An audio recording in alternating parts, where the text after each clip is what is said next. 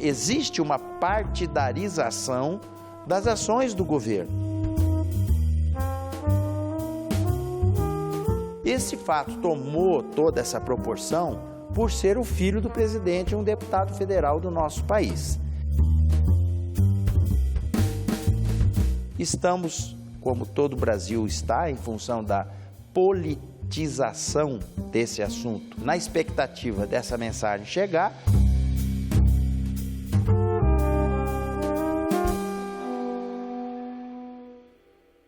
Senador, o senhor é presidente da Comissão de Relações Exteriores, a comissão que possivelmente vai analisar a indicação do deputado Eduardo Bolsonaro para a Embaixada do Brasil em Washington, se essa indicação de fato ocorrer.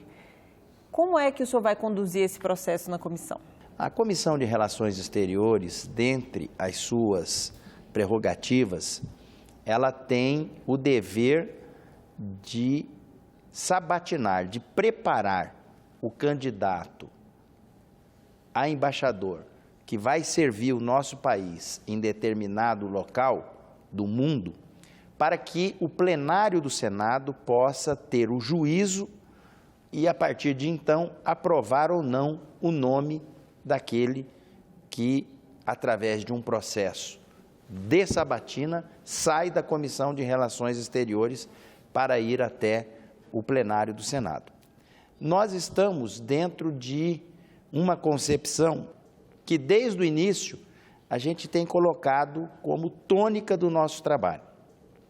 Nós não vamos mexer em nada, não vamos mudar a nossa rotina, vamos continuar com o mesmo rito que, desde o início dos nossos trabalhos, em fevereiro, tem apresentado resultados positivos. Ou seja, estamos, como todo o Brasil está, em função da politização desse assunto, na expectativa dessa mensagem chegar, e a partir do momento que ela chegar, a gente tomar as providências no sentido de fazê-la tramitar do mesmo jeito que tramita as outras mensagens da indicação de outros embaixadores para outros locais do mundo. Desde que o presidente fez esse anúncio, já há um tempo, já passou um tempo, né, desse anúncio, e a mensagem ainda não chegou ao Congresso. Por que esse prazo todo, senador? Bom, primeiro, a gente focou muito nessa questão em função de todas as particularidades que ela envolve. Nós temos um deputado federal, que foi o deputado com a maior votação da história do país. Nós temos a questão do parentesco. Quando se aventa a possibilidade de indicar algum embaixador, o time para que ele possa chegar aqui pronto para ser sabatinado, muitas vezes até ultrapassa o que está em voga, que é a questão do deputado Eduardo Bolsonaro. É que a gente não fica sabendo das particularidades de tramitação que são legítimas e têm que ser feitas por parte do governo, de sondagens, em função de outros embaixadores indicados. Eu penso que essa tramitação está correndo o seu curso natural, para não dizer normal, e asseguro a todos os telespectadores que, quando ela estiver pronta para poder vir até o Senado, ela com certeza virá. É porque está faltando apoio, é porque está dando muita polêmica. Não é por isso. Isso é algo que, a partir do momento que ela foi aventada, todos nós sabíamos que isso ia ocasionar. Existe uma partidarização das ações do governo. O principal questionamento é se é ou não um caso de nepotismo. O que o senhor acha, senador? Olha, como presidente da Comissão de Relações Exteriores e aquele que tem o dever de conduzir a sessão dentro de total imparcialidade, eu vou me reservar no direito de não entrar em opiniões que possam levar a crer que eu estou apoiando ou prejudicando o candidato. Essa é uma questão que nós temos assessorias técnicas na casa, nós temos um relator que será escolhido, ou uma relatora que será escolhido, que emitirá o seu juízo. E a partir do momento em que isso estiver pronto, cada um vai ter a sua prerrogativa, a sua legitimidade de escolher se aprova ou não o relatório que foi proferido. Algum senador já pediu essa relatoria? Saiu na imprensa que o senador Chico Rodrigues gostaria. 4 senadores já pediram. 2 que são a favor e 2 que são contra. Aí todo mundo fala, quem que vai ser o relator? Porque nós que vamos designar o relator. Eu não posso dizer, no momento em que nem a matéria chegou até a mim. Como é que eu vou pôr alguém para ser relator de algo que nem existe? Existe o falatório de que vai vir, mas efetivamente a gente tem que ter o costume de agir em cima de fatos concretos que só com a chegada da matéria na minha comissão, na nossa comissão que a gente preside, é que nós vamos poder definir quem que vai ser o relator ou a relatora. Nós temos critérios que a gente segue para poder distribuir as relatorias de forma uniforme, para que nenhum relator que antes proferiu o relatório possa ter mais relatórios do que os outros. E eu faço dessa maneira justamente para estimular a participação dos meus colegas nessa comissão.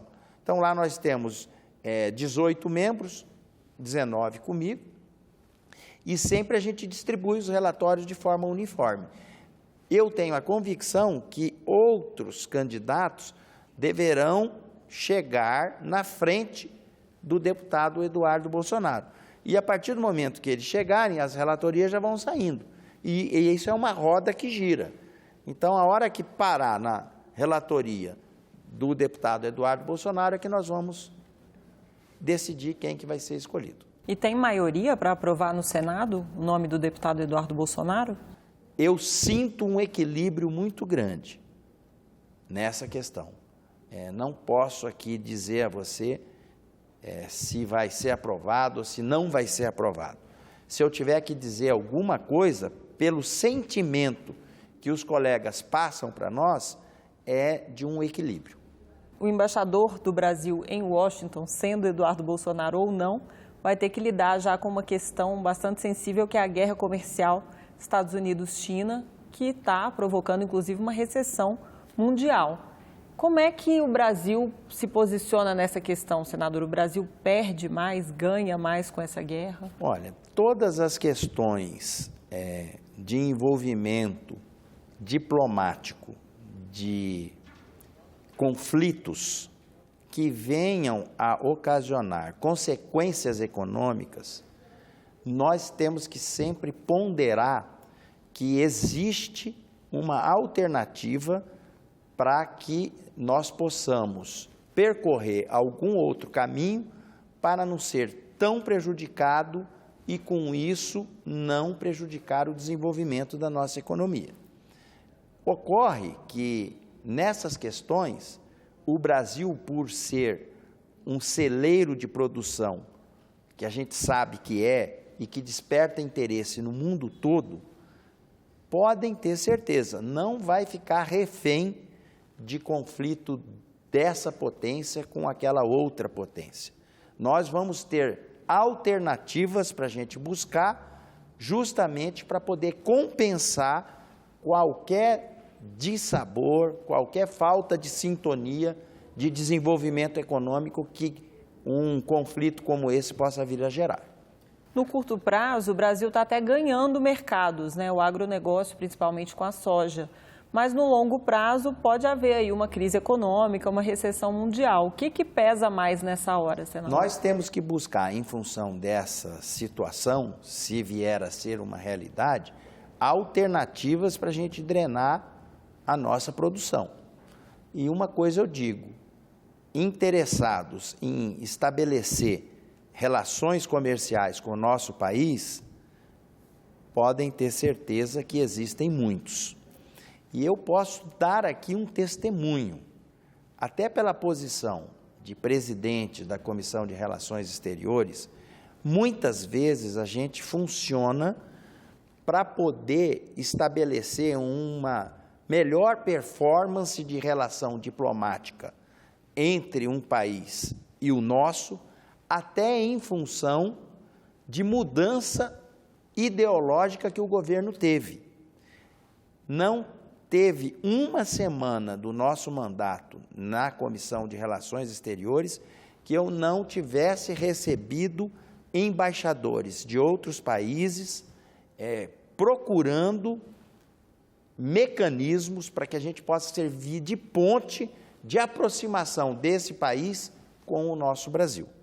Por quê? Eles tinham uma forma de relacionamento com o governo anterior. Com essa mudança, quebrou-se esse paradigma de relacionamento. Por quê? Mudou-se ideologicamente a gestão do nosso governo. Está mais voltada para a direita. E isso gerou vamos dizer assim, uma interrogação de como que vai se relacionar agora com o nosso país. E a gente ajudou muito nessa questão, organizando agendas com ministros, fazendo interlocução com o próprio Itamaraty, até porque o chanceler Ernesto sempre nos deu assim, muita condição para trabalhar nesse sentido. As portas sempre tiveram abertas para a nossa comissão por parte da chancelaria. Então, a gente conseguiu produzir bons relacionamentos fraternos para que eles possam advir com relacionamentos comerciais. Senador, desde o início do governo, o presidente está dando sinais de aproximação com os Estados Unidos, inclusive já visitou o país, o senhor fez parte da comitiva. Isso não pode prejudicar as exportações brasileiras, já que o principal comprador é a China? Essa máxima não é verdadeira, até em função de que nós já enviamos oficialmente representantes do governo Bolsonaro, como foi o caso do vice-presidente general Mourão, que fez uma visita à China, além de ministros que nós todos somos sabedores, que também já visitaram esse país no sentido de promover e estimular cada vez mais as nossas relações comerciais. O próprio presidente Bolsonaro já admitiu que está organizando uma viagem até a China justamente para desmistificar essa questão. Agora, nós não podemos também deixar de entender que ele tem uma identidade política, programática com os Estados Unidos, principalmente comandado pelo presidente Trump. É algo que nós temos que aceitar até pelo pensamento do nosso presidente, principalmente nesse sentido. O fato de o presidente Trump ter dado apoio à indicação do deputado Eduardo Bolsonaro pode gerar uma cobrança depois, uma cobrança de um posicionamento do Brasil nessa guerra comercial? Não, eu não entendo dessa forma. Eu entendo que toda vez que a gente vai encaminhar um candidato para ser embaixador num país, existe um mecanismo diplomático que faz com que esse país responda se está de acordo ou não com esse que nós estamos indicando para lá. Esse fato tomou toda essa proporção por ser o filho do presidente, um deputado federal do nosso país.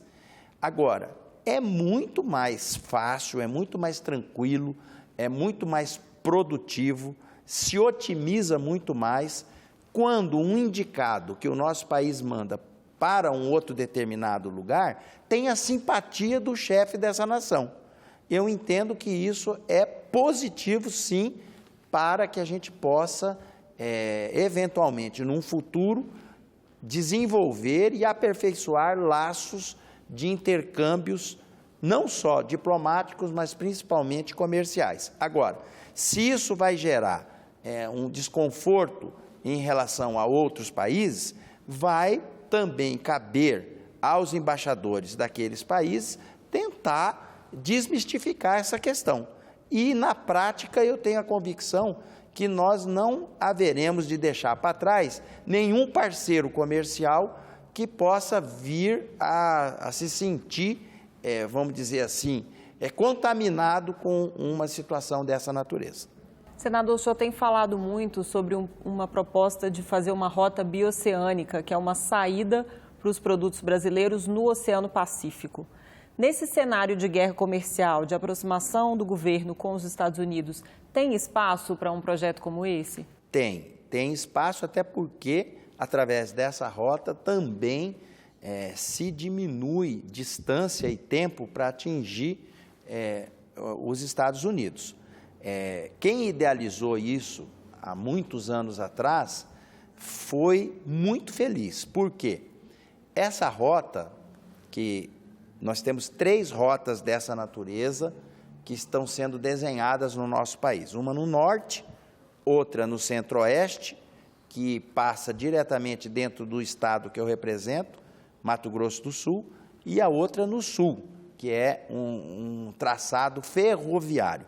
As 3 são de extrema importância para o Brasil, porque praticamente todas diminuem e muito a distância para que a gente possa atingir o continente asiático. Diminuindo a distância, o que vai diminuir? Vai diminuir o custo do frete. Pelos estudos que a gente já levantou, de 40% a 60% de redução no custo do frete. Essa rota especificamente, que nós estamos mais focados por abranger e levar um grande desenvolvimento para o Mato Grosso do Sul, que é o estado que eu represento, ela diminui em 14 dias o tempo da viagem. 8.000 quilômetros marítimos a menos para você poder atingir o continente asiático. Precisa concretizar essa parceria do Brasil com o Paraguai para se fazer uma ponte sob o rio Paraguai, que divide Mato Grosso do Sul, através da cidade de Porto Murtinho, com o estado do Alto Paraguai, através da cidade de Carmelo Peralta, para que essa ponte possibilite o tráfego de caminhões, de veículos pesados, rodoviários, a fim de que ela possa atravessar o Paraguai, atingir a Argentina, de Argentina chega em Antofagasta, no Chile, e com isso a gente atinge o Pacífico.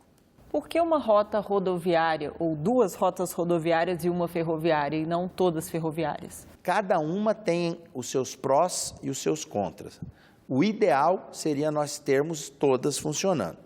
A questão ferroviária, eu ouvi alguns comentários de que, quando ela atinge a Cordilheira dos Andes, em função até do traçado geográfico que tem que ser implementado, não vai conseguir transportar cargas muito pesadas, ao passo que, na rota rodoviária, isso não é problema. Agora, existe a vantagem da sustentabilidade, a vantagem que um traçado ferroviário tem em relação ao rodoviário e vice-versa.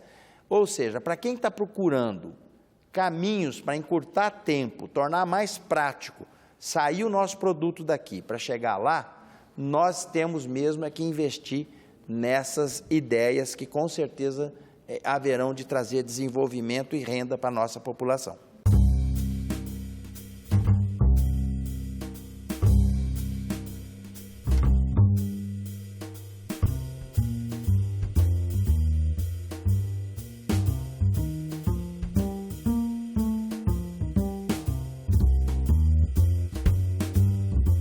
Agora, isso depende de um acordo com os países, como o senhor mesmo citou.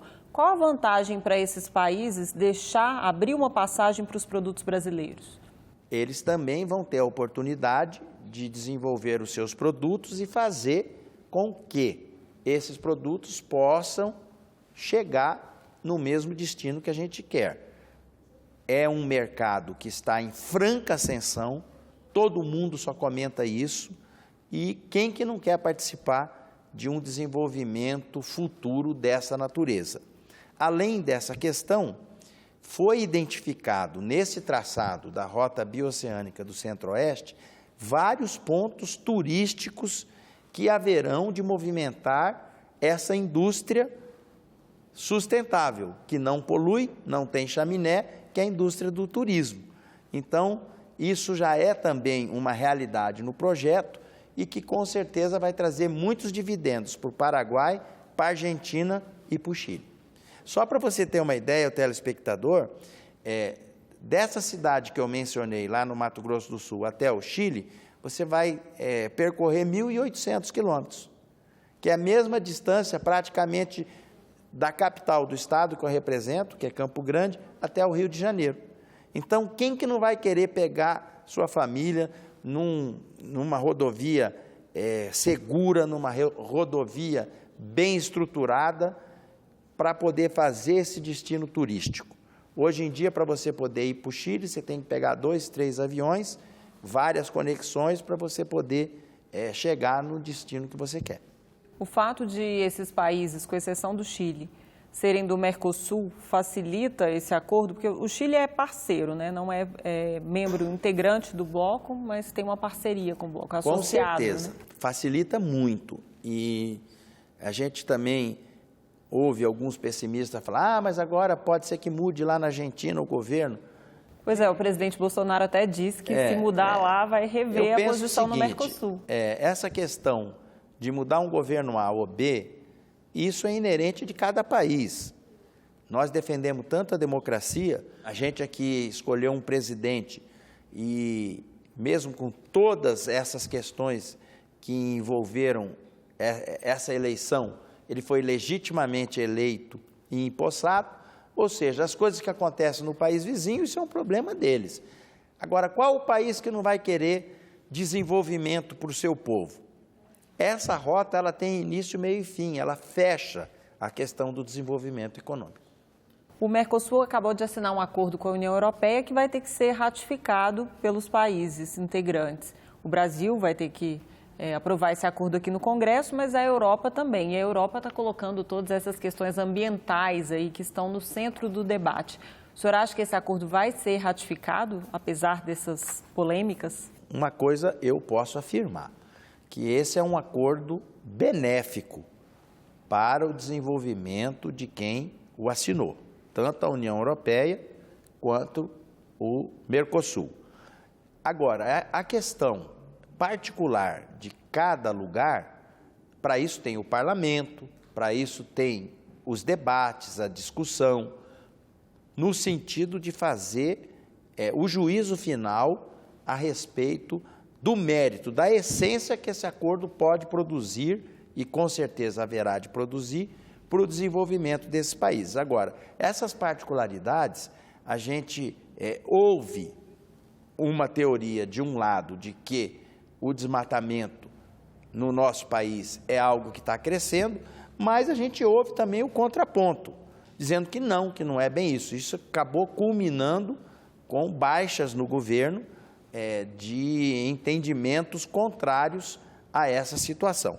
Eu espero, até na qualidade de senador, que esse assunto possa ser devidamente esclarecido e que a gente possa andar para frente, olhar para frente no sentido de fazer com que essa parceria possa se concretizar, porque vai ser bom para todo mundo. A Comissão de Relações Exteriores vai discutir esse assunto, senador, porque o Fundo Amazônia está suspenso, né? Vai discutir. Chegaram 4 requerimentos na mesa da comissão, que a gente juntou num só, para que a gente possa promover debates dessa natureza. Inclusive, um requerimento chegou até o plenário do Senado, já aprovado, nesse sentido. Ou seja, com certeza nós vamos ter muito assunto para debater nesses próximos meses em relação a essa questão. Senador, eu agradeço a participação no programa Salão Nobre. Tinha vários outros assuntos que eu gostaria de abordar, mas infelizmente nosso tempo acabou e eu convido o senhor a voltar. Quero parabenizar toda a produção desse programa e dizer que nós estamos prontos e sempre com muito orgulho, à vontade para poder voltar aqui e levar as considerações para todos os telespectadores. Muito obrigado.